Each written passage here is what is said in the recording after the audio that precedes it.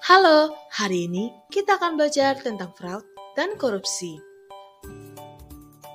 Pengumpulan dan pelaporan statistik tentang kejahatan di suatu negara dapat dilakukan sesuai dengan klasifikasi kejahatan dan pelanggaran menurut ketentuan perundang-undangan negara tersebut.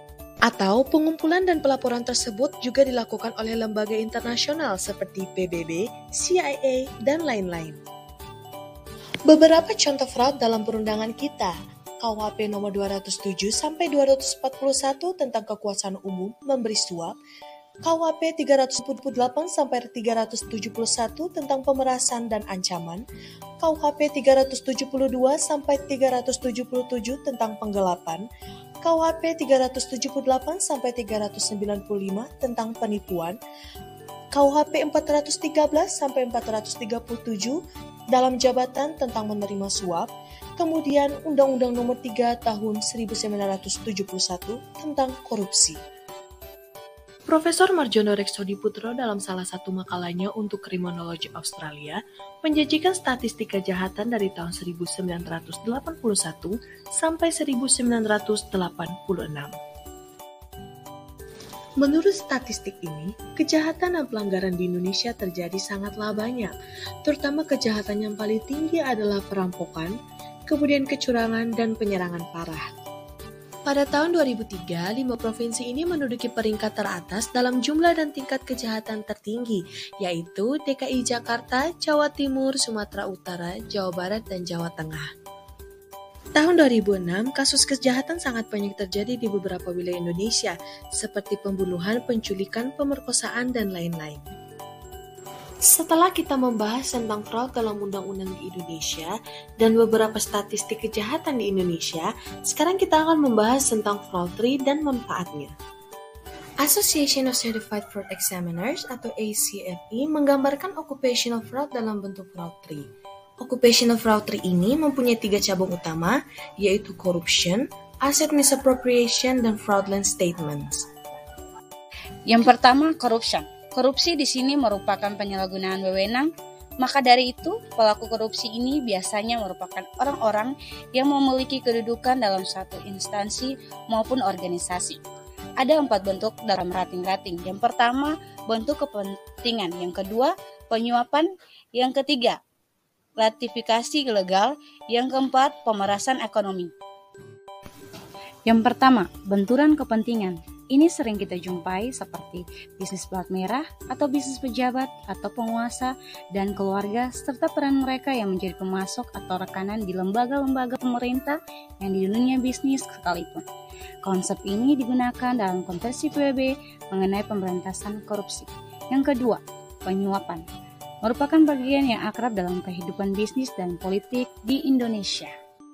Yang ketiga, gratifikasi ilegal adalah pemberian atau hadiah yang merupakan bentuk terselubung dari penguapan dalam kasus korupsi di Indonesia. Kita melihat hal ini dalam bentuk hadiah perkawinan, hadiah ulang tahun, hadiah perpisahan, hadiah kenaikan pangkat dan jabatan, dan lain-lain diberikan kepada pejabat. Yang keempat, pemerasan ekonomi. Dalam hal ini, si pembuat keputusan atau orang yang dapat mempengaruhi pemberian keputusan dapat mengancam sang rekanan. Kita masuk pada poin yang kedua, yaitu asset misappropriation atau penyalahgunaan aset.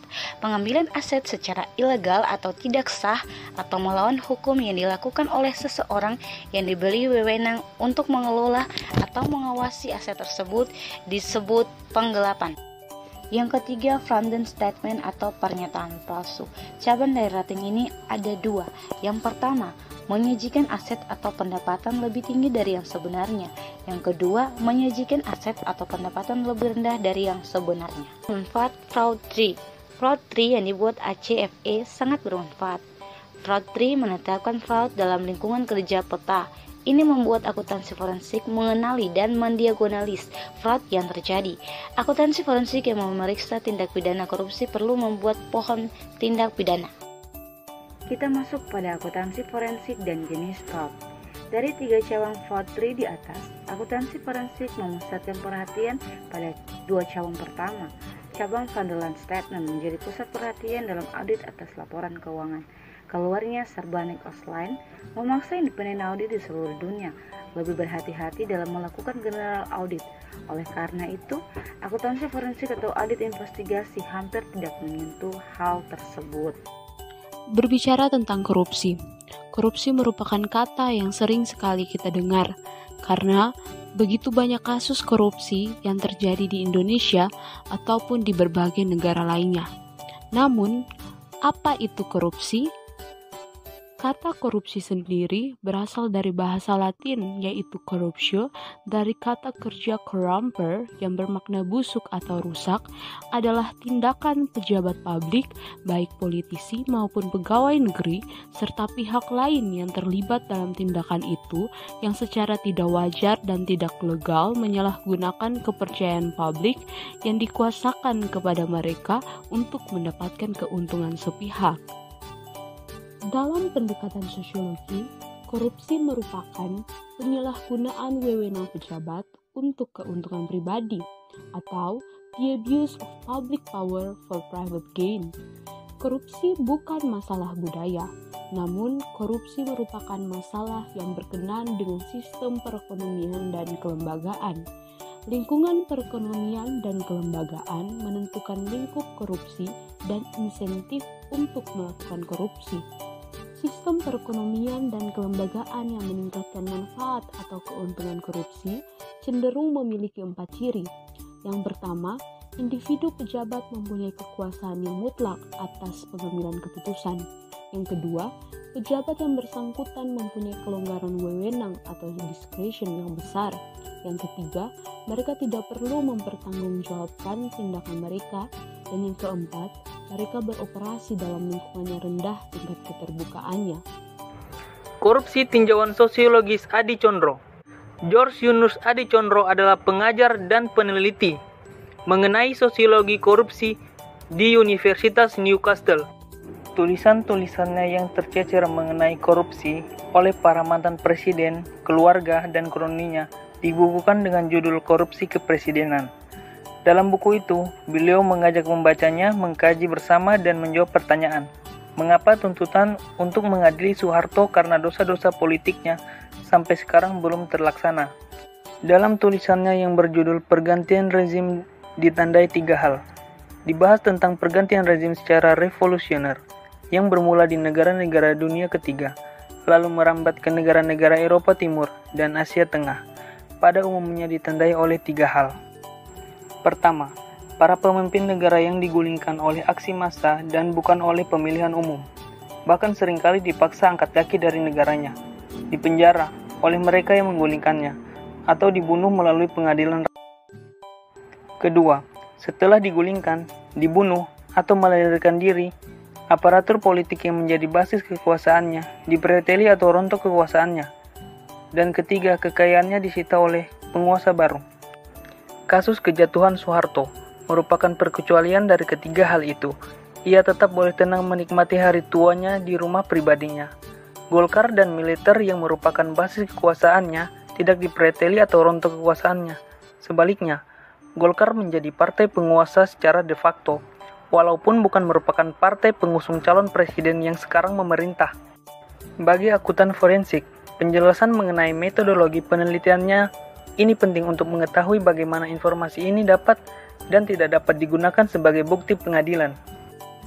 Berdasarkan informasi awal yang penulis terima lewat email dari para mahasiswa dan aktivis asing yang mendukung proses demokrasi di Indonesia, penulis dibantu oleh kawan-kawan dari berbagai negara melakukan pengamatan lapangan dan penelitian dokumenter di kantor-kantor pencatatan properti dan perusahaan di berbagai kota di dunia.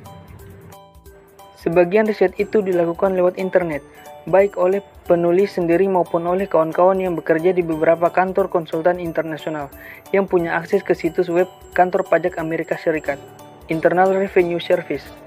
Data tentang penyebaran perusahaan milik keluarga dan kroni Soeharto digali dari berbagai direktori bisnis terbitan, Pusat Data Bisnis Indonesia, dan PT Capricorn Indonesia, dilengkapi dengan riset kepustakaan di National Library of Australia di Canberra, serta wawancara lewat telepon dan email dengan puluhan orang narasumber.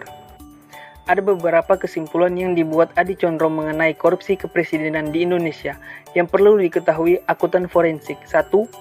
Bentuk oligarki berkaki 3 yang melanggengkan dan mewariskan korupsi kepada pemerintahan penerus. Oligarki yang dipimpin oleh istri Nyonya Tin Soeharto atau suami Taufik Kimas, Presiden.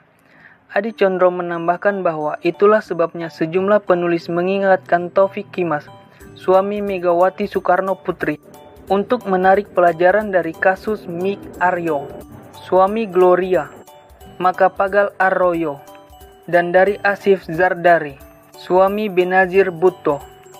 3. Oligarki dan jejaring bisnis dan politik yang membentangi kepentingan mantan penguasa dengan segala cara. Pemindahan kekayaan. 1. Apa sesungguhnya korupsi itu? 2. Negara-negara mana yang paling korup? 3. Apa ciri-ciri umum negara yang mempunyai tingkat korupsi yang tinggi? 4. Berapa besarnya korupsi?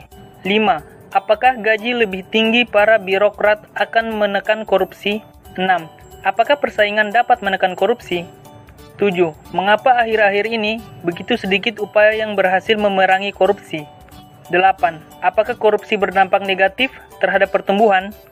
Nah, kita sudah selesai membahas tentang fraud dan korupsi.